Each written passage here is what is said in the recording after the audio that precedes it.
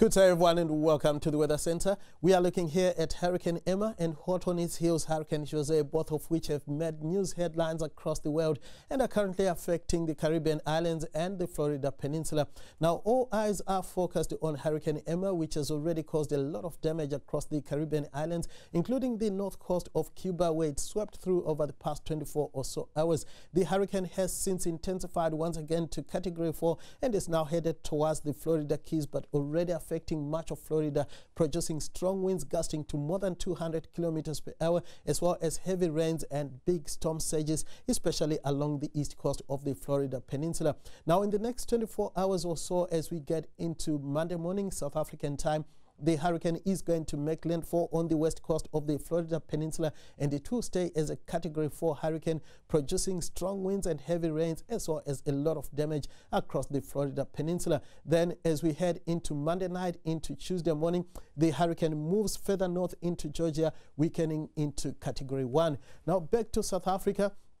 Here on the latest satellite picture, we are seeing quite a few patches of cloud over the central areas, and we still have a lot of cloud along much of the east coast, producing light rain over these parts of the country. Mostly clear skies for the back of South Africa. Now, for the rest of your Sunday, it's going to be partly cloudy to cloudy with light rain along the east coast, mostly fine for much of the interior, but in the afternoon, partly cloudy skies could give us passing showers for parts of KwaZulu-Natal and the Free State, and in the evening, a lot of cloud will creep onto the west coast ahead of two cold fronts heading towards our shores. Then on Monday, we are going to have a bit of rain setting in along the Cape Peninsula, as well as over parts of the west coast. It's going to become partly cloudy in the afternoon and evening hours for parts of the interior. We are expecting just up to a 20% chance of showers this afternoon for parts of the Free State and KwaZulu-Natal, and up to a 40% chance of rain for the Eastern Cape coastal areas. We have a warning for high fire danger for your Sunday afternoon across much of the interior.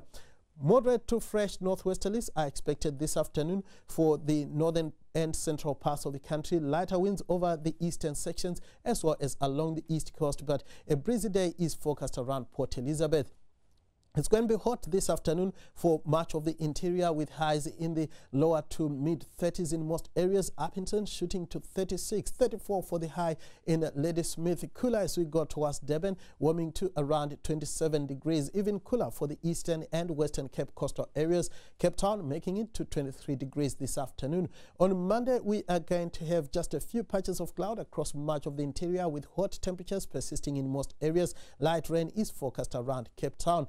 The weather doesn't change much for South Africa on Tuesday, but Cape Town will stay partly cloudy with a high of 18 degrees.